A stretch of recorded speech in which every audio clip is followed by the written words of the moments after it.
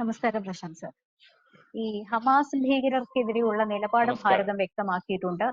മുഴുവൻ ബന്ദികളെ മോചിപ്പിക്കണമെന്ന് ആവശ്യപ്പെട്ടിട്ടുണ്ട്. പക്ഷേ ഗാസയിലേക്കുള്ള മാനുഷിക സഹായം തുടരണമെന്ന് നമ്മുടെ വിദേശകാര്യ മന്ത്രാലയം നിലപാട് വ്യക്തമാക്കിയിട്ടുണ്ട്. എങ്ങനെ നോക്കിക്കാണാം? അത് ഈ നിലപാട് നമുക്ക് നേരത്തെ ഉള്ള ഈ മാനുഷ്യ പരിഗണന ഗാസയ്ക്കല്ല, ഗാസയിൽ പാലസ്തീൻകാർക്ക് വേണ്ടി നമ്മൾ എപ്പോഴും കൊടുക്കാറുണ്ട്. കാലാകാലങ്ങളായിട്ട് ഇന്ത്യ ചെയ്തുകൊണ്ടിരിക്കുന്നതാണ്. പിന്നെ ഈ നിലപാടിനകത്ത് വളരെ കൃത്യമായിട്ട് ഇസ്രയേലിന്റെ ഭാഗമായിട്ട് നിലപാട് ശക്തമാക്കിയിട്ടുള്ളത് മോദിയുടെ ഭരണത്തിന് മുമ്പാണ്. അതിനു മുമ്പ് ഒരു ആദ്യഘട്ടങ്ങളിലൊക്കെ കോൺഗ്രസ് ഇസ്രയേലിനെ അംഗീകരിക്കുന്ന ഒരു നിലപാട് ഉണ്ടായിരുന്നില്ല. പിന്നെ ഇവിടെ പിന്നീട് അംഗീകരിച്ചു പോകുന്നത്, പക്ഷെ ശക്തമായ നിലപാടുമായിട്ട് ഈ പറഞ്ഞ ഇസ്രയേലിന്റെ ഭാഗത്ത് നിന്ന് പോകുന്നത്, വ്യക്തത വരുത്തി പോയിട്ടുള്ളത് മോദിയാണ്. ഇപ്പം ഇതുവരെ ഇത്രയും കാലത്തിനകത്ത് യുദ്ധം ചെയ്തതിനകത്ത് നമ്മൾ ഈ പറയുന്ന ആയുധങ്ങൾ കൊടുക്കാറുണ്ട്, അല്ലെങ്കിൽ ബ്ലങ്കർ ബസ്റ്റർ ബോംബ് ബൈഡൻ കൊടുക്കത്തില്ലെന്ന് പറഞ്ഞപ്പോൾ നമ്മളാണെന്ന് കൊടുത്തതെന്ന് പറഞ്ഞ് നെതന്യാഹു പറഞ്ഞായിരുന്നു. നമ്മുടെ കസ്റ്റഡിയിലിരുന്ന സാധനം നമ്മൾ കൊടുത്തു എന്ന് പറഞ്ഞു, അത്യാവശ്യത്തിന് ഉപയോഗിക്കാൻ വേണ്ടി. കാരണം ഗാസയിലെ ഈ പറഞ്ഞതുപോലെ ഭീകരന്മാരെ കൊല്ലുന്നതിന് വേണ്ടി. അപ്പൊ അന്ന് ബൈഡൻ ചോദിച്ചപ്പോൾ, അമേരിക്ക ചോദിച്ചപ്പോൾ ആ സമയത്ത് തരാൻ പറ്റത്തില്ലെന്ന് പറഞ്ഞപ്പോൾ അന്ന് നമ്മൾ കൊടുത്തതെന്ന് പറഞ്ഞത് ഈ യുദ്ധത്തിന് ശേഷം അല്ലെങ്കിൽ ഒരു പത്രസമ്മേളനത്തിനകത്ത് നെതന്യാഹു പറഞ്ഞു. അതായത് ഇവിടുന്ന് ആയുധം ഉൾപ്പെടെയുള്ള കാര്യങ്ങൾ വളരെ കൃത്യമായിട്ട് കൊടുക്കുന്നുണ്ട്, അല്ലെങ്കിൽ അത് അന്ന് തൊട്ടേ കൊടുത്തുകൊണ്ടിരുന്നു. പക്ഷെ കാർഗിൽ യുദ്ധ സമയത്ത് നമ്മളെ സഹായിച്ചതിന് ശേഷം ആയുധ നിർമ്മാണം ഇന്ത്യയിൽ നടത്തിക്കൊണ്ടു പോകുന്ന ഒരു അവസ്ഥ ഉണ്ടായിരുന്നു. ഇസ്രായേൽ ഇവിടെ നിർമ്മിക്കുന്നു, ഇവിടുന്ന് ആവശ്യമുള്ളപ്പോൾ ഇവിടുന്ന് അവിടെ എത്തിച്ചു കൊടുക്കുന്ന രീതി. ആ രീതിയിലാണ് ഇന്ത്യ ഇസ്രായേലും തമ്മിലുള്ള ബന്ധം. ഇപ്പം ഇത്രയും ബന്ധം ഉണ്ടായിട്ട് പോലും നമ്മൾ ഇതുപോലെ ഒരു പരസ്യ നിലപാട് നമ്മുടെ പ്രധാനമന്ത്രിയും ഇന്ത്യയും, കാരണം ഈ പറയുന്ന ഗാസയുടെ ഭാഗമായിട്ട് എടുത്തിട്ടില്ല, അല്ലെങ്കിൽ ബന്ദികളെ വിട്ടുകൊടുക്കണമെന്നോ ആ യുദ്ധത്തിന്റെ ആഭ്യന്തര വിഷയത്തിനകത്ത് ഇടപെട്ട് സംസാരിക്കുന്ന ഒരു അവസ്ഥ ഉണ്ടായിട്ടില്ല. സമാധാനം വേണമെന്ന് പറയാറുണ്ട്. അത് സമാധാനം നമ്മുടെ ഒരു സ്ഥിര മുദ്രാവാക്യമായതുകൊണ്ട് എല്ലായിടവും സമാധാനം വേണം, എല്ലാ യുദ്ധങ്ങളും അവസാനിക്കണം എന്നുള്ള രീതിയിൽ ചർച്ച ചെയ്യാറുണ്ട്. ആ ചർച്ചയ്ക്ക് വേണ്ടി യുദ്ധം മൂർച്ഛിക്കുന്ന സമയത്ത് നമ്മൾ കണ്ടിട്ടുള്ളതാണ്. റഷ്യയിലെ അല്ലെങ്കിൽ പുടിൻ ഇന്ത്യയുടെ സഹായം തേടിയിട്ടുണ്ട്, യുക്രൈനിലെ ഭരണാധികാരി ഇന്ത്യയുടെ സഹായം തേടിയിട്ടുണ്ട്.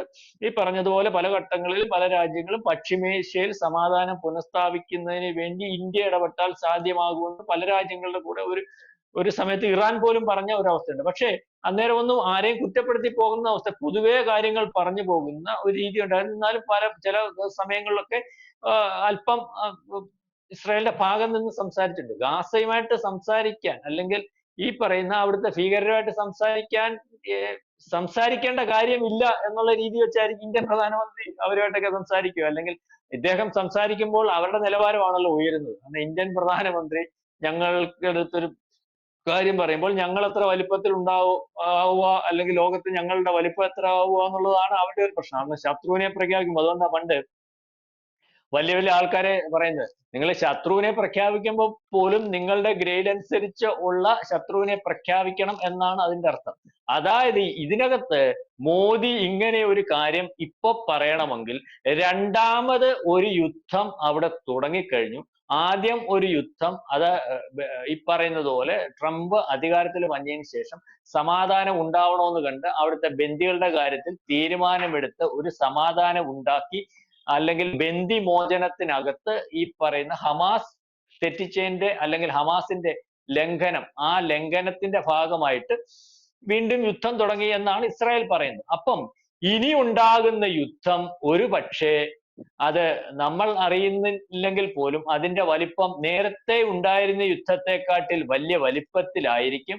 ആ പരസ്യമായ പിന്തുണയുമായിട്ട് ട്രംപ് നിൽക്കുമ്പോഴും ഈ യുദ്ധത്തിന്റെ പുറകിൽ ഇപ്പൊ ഹൂത്തികളാണ് ആദ്യത്തെ ഫൈറ്റർമാരെന്നുള്ള രീതിയിൽ നിൽക്കുകയാണ്. ഹൂത്തികളുടെ പുറകിൽ ട്രംപ് നിൽക്കുന്നുണ്ട്. ഹൂത്തികൾ ഈ പറഞ്ഞതുപോലെ ഹിസ്ബുള്ളയ്ക്കും ഹമാസിനും ഒക്കെ അപ്പുറം ഫ്രണ്ട് ഫേസിൽ വരുന്നതായിട്ട് നമുക്ക് കഴിഞ്ഞ ദിവസങ്ങളിൽ കാണുവാൻ സാധിക്കുന്നത്. അതായത് അവരാക്രമിക്കാൻ സാധ്യതയുണ്ട്, അല്ലെങ്കിൽ അവരുടെ ആക്രമണം ഗൗരവമുള്ളതാണെന്ന് കണ്ട് വ്യോമസേനയെ തയ്യാറാക്കും. ആ വ്യോമസേനയ്ക്കൊപ്പം ഇന്ത്യൻ വ്യോമസേന തയ്യാറാവുകയും ഒക്കെ ചെയ്ത ഒരു വാർത്ത നമ്മൾ വന്നാണ് കഴിഞ്ഞ ദിവസം നമ്മൾ റിപ്പോർട്ട് ചെയ്യുകയും ചെയ്തത്.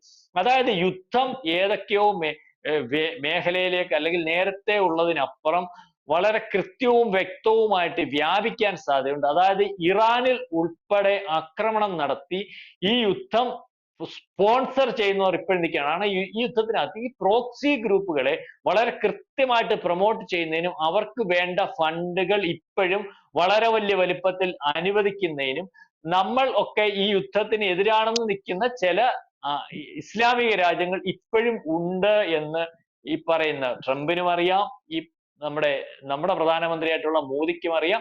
അപ്പം അതിനകത്ത് ഇനിയും ഉള്ള ഈ ഒളിച്ചുകളി പുറത്തു കൊണ്ടുവരുന്നതിന് വേണ്ടി ഒരു പക്ഷേ ഇറാന്റെ കാര്യത്തിനകത്ത് ഒരു തീരുമാനമുണ്ട്. ഇറാനെ ഇനി ഏത് രീതിയിൽ ആക്രമിക്കണം എന്നുള്ളതാണ് ഈ അല്ലെങ്കിൽ ഈ ഉള്ള കാര്യത്തിലേ ഉള്ള തീരുമാനം. കാരണം ഇറാന്റെ കാര്യത്തിൽ ട്രംപ് ഹൂത്തിയുടെ വിഷയം പറഞ്ഞ് ഈ പറഞ്ഞതുപോലെ ടാർഗറ്റ് ചെയ്യുമ്പോൾ നമുക്കറിയാം ഹൂത്തിക്ക് പൈസ കൊടുക്കുന്നത് ഈ പറയുന്ന പോലെ ഖത്തറും ഈ ഇറാനും ഒക്കെ ഉണ്ട്. അല്ലെങ്കിൽ ഹൂത്തിക്ക് ഖത്തറിനെക്കാട്ടിൽ എനിക്കൊന്ന് ഖത്തറാണ് ഇതിനെക്കാട്ടി കൂടുതൽ പൈസ കൊടുക്കുന്നത്. ഇദ്ദേഹത്തിന്റെ പ്രോക്സി ഗ്രൂപ്പ് എന്ന് പറഞ്ഞാൽ ഹമാസും ഹിസ്ബുള്ളയും ഒക്കെയാണ്. ഹൂത്തി അതിന്റെ ഭാഗമാകുന്നു എന്നുള്ളത്. അപ്പൊ ഹൂത്തിയുടെ അച്ഛൻ ഈ പറയുന്ന പോലെ ഖമേനി ആണെന്ന് പറയുന്നതിനകത്തുള്ള അർത്ഥം ഇനി ഹൂത്തി അടിച്ചാൽ തിരിച്ചടി ഹൂത്തിയുടെ കൂടെ തന്നെ ഇറാനും ഉണ്ടാകും എന്നുള്ളതാണ് അതിന്റെ അർത്ഥം. അതായത് ഇറാനോട് പരസ്യമായിട്ടുള്ള ഒരു യുദ്ധ പ്രഖ്യാപനം അത് അമേരിക്ക നടത്തുമ്പോൾ അമേരിക്ക തിരിച്ചടിക്കുമെന്ന് പറയുമ്പോൾ ഇസ്രായേലിന് ഇതുവരെ അവിടെ ഉണ്ടാക്കി വെച്ചിരുന്ന ഒരു തടസ്സം അത് അമേരിക്ക മാറ്റിക്കൊടുക്കുന്ന ഒരവസ്ഥയുണ്ട്. അതിന്റെ കൂടെ കൂട്ടി വായിക്കത്തക്ക രീതിയിലേക്കുള്ള ഒരു കാര്യമാണ് ഇതുവരെ ബന്ദികളുടെ കാര്യത്തിൽ ഇത്രയും വ്യക്തത വരുത്തി ഒരു പ്രസ്താവന ഇന്ത്യയുടെ പ്രധാനമന്ത്രി പറഞ്ഞിട്ടില്ല. അതായത് ഇപ്പൊ പറയുന്നു ഈ യുദ്ധത്തിന് വീണ്ടും കാരണം ബന്ദികളുടെ വിഷയമാണ്. ഇത് പുനരാരംഭിക്കുന്നതിനും അവിടെ ചോരപ്പുഴ ഒഴുകുന്നതിനും പശ്ചിമേഷ്യ കലുഷിതമാകുന്നതിനും കാരണം ഹമാസ് ആണ്. ഹമാസ് പിടിച്ചു വെച്ചിരിക്കുന്ന ബന്ദികളെ ലോകം ആവശ്യപ്പെടുന്നത് പോലെ തിരിച്ചു കൊടുക്കണം. അല്ലെങ്കിൽ ഈ പറയുന്ന ഇസ്രായേലിന്റെ ഭാഗമായിട്ട് തന്നെയാണ് ഇന്ത്യ നിൽക്കുന്നത്. ഇനിയും അത് വളരെ വ്യക്തത വരുത്തി കൃത്യത വരുത്തി പരസ്യമായിട്ട് നിൽക്കും എന്നുള്ള രീതിയിലാണ് നമുക്ക് ഇതിനകത്തു നിന്ന് മനസ്സിലാവുന്നത്. അതായത് പശ്ചിമേഷ്യയിലെ യുദ്ധം വളരെ കൃത്യമായ ഒരു തീരുമാനത്തിലേക്ക്, അതായത് വ്യക്തതയിലേക്ക് ഒക്കെ പോകുന്ന ഒരു അവസ്ഥയാണ്. അമേരിക്കയുടെ ഭാഗമായിട്ടുള്ള സഖ്യരാജ്യങ്ങൾ, ഈ പറയുന്ന പോലെ ഇസ്ലാമിക രാജ്യങ്ങൾ ഈ യുദ്ധത്തിനകത്ത് ഒളിഞ്ഞും തെളിഞ്ഞും എന്തെങ്കിലും നടത്തുന്നുണ്ടെങ്കിലും ഈ പറഞ്ഞ പോലെ ഖത്തർ ഉൾപ്പെടെ ഈജിപ്ത് ഉൾപ്പെടെ, ഈജിപ്തിലാണെന്നാണ് പലവട്ടം പറയുന്നത്, ഈജിപ്തിന്റെ സഹായത്തോടു കൂടിയാണ് ഈ ഇസ്രായേലിലെ ബന്ദികളെ വളരെ കൃത്യമായിട്ട് ഒളിപ്പിച്ചു വെച്ചിരിക്കുന്നതെന്ന് പോലും വാർത്തകൾ വരുന്നുണ്ട്. കാരണം ഈ പറയുന്ന തുരങ്കത്തിലോ മറ്റു ഭാഗത്തോ ഒന്നും ഈ ബന്ദികളെ ഒളിപ്പിച്ചു വെക്കാനുള്ള ഒരു അവസരമില്ല. കാരണം അവിടെ എല്ലാം ഈ തുരങ്കം എവിടം വരെ ഉണ്ടെന്ന് ഒരുപക്ഷെ കണ്ടെത്തി അതിനകത്തൊക്കെ ഈ ബോംബിങ്ങും അല്ലെങ്കിൽ അതിനകത്തിരിക്കുന്നവരെയൊക്കെ ഇല്ലായ്മ ചെയ്ത് ഏതാണ്ട് പൂർണ്ണതയിൽ എത്തിച്ച് നിൽക്കുന്ന സമയത്താണ് വീണ്ടും ഒരു വെടിനിർത്തൽ വരുമ്പോൾ ആഘോഷമായിട്ട് വരുന്നു. നെതന്യാഹുവിനെ വെല്ലുവിളിക്കുന്നു. ഞങ്ങൾ വീണ്ടും ഉണ്ടെന്ന് കാണിക്കത്തക്ക രീതിയിൽ ആ പ്രദേശത്തെ പാലസ്തീനെ സാധാരണക്കാരെ ഉൾപ്പെടെ പങ്കെടുപ്പിച്ചുകൊണ്ട് ബന്ദി കൈമാറ്റത്തിൽ വളരെ വലിയ പ്രകടനവും ആഘോഷവും ഞങ്ങൾ വളരെ ശക്തരാണെന്ന് വിളിച്ചോതുന്ന രീതിയിലുള്ള ഒരു ഹമാസിനെയാണ് നമ്മൾ കാണാൻ സാധിക്കുന്നത്. അതായത് ഹമാസിന്റെ പുറകിൽ വളരെ കൃത്യമായിട്ട് ആരൊക്കെയോ ഇപ്പോഴും പ്രവർത്തിക്കുന്നുണ്ട്. അത് വ്യക്തത വരുത്തി നിൽക്കാത്തതെന്ന് പറഞ്ഞാൽ അമേരിക്കയുടെ താല്പര്യത്തിന്റെ കൂടെ അല്ലാതെ നിന്നാൽ ഞങ്ങളുടെ രാജ്യത്തിന് കുഴപ്പം വരും എന്നുള്ള രീതി കൊണ്ടും, ഇസ്രായേലിന്റെ താല്പര്യത്തിന് അപ്പുറം നിന്നാൽ ഞങ്ങളുടെ രാജ്യത്തിനകത്ത് അമേരിക്കയുടെ കടന്നുകയറ്റം എന്നുള്ളതുകൊണ്ടും, അതായത് ഇസ്ലാമിക രാജ്യങ്ങൾ, അമേരിക്കയുടെ സഖ്യ രാജ്യങ്ങൾ അല്ലെങ്കിൽ അമേരിക്കയുടെ ബേസ് ഉള്ള ചില രാജ്യങ്ങൾ അവർ ഭയന്ന് അവരുടെ നിലനിൽപ്പിന് വേണ്ടി മറച്ചു പിടിക്കുന്നു എന്നുള്ളത് മാത്രമാണ് ഇതിനകത്തുള്ളത്. അതായത് ഹമാസിനെയും ഹിസ്ബുള്ളയും ഹൂത്തിയെയും ഒക്കെ സഹായിച്ചുകൊണ്ടിരിക്കുന്നത് ഇപ്പോഴും ഖത്തർ ഉൾപ്പെടെയുള്ള രാജ്യങ്ങൾ ആണെന്നുള്ള കാര്യം വ്യക്തമാണ്. അത് ഈ പറയുന്ന പോലെ ഇന്ത്യക്കും അമേരിക്കയ്ക്കും അറിയാം. അതിനി വ്യക്തത വരുത്തുന്നതിന് വേണ്ടി ആണ് ഈ യുദ്ധം വീണ്ടും തുടങ്ങുന്നത്. അല്ലെങ്കിൽ വ്യക്തത വരുത്തുന്നതിന് വേണ്ടിയുള്ള ഒരു യുദ്ധം കൂടിയായിരിക്കും ഈ രണ്ടാമത്തെ യുദ്ധം എന്നാണ് നമുക്ക് മനസ്സിലാവുന്നത്.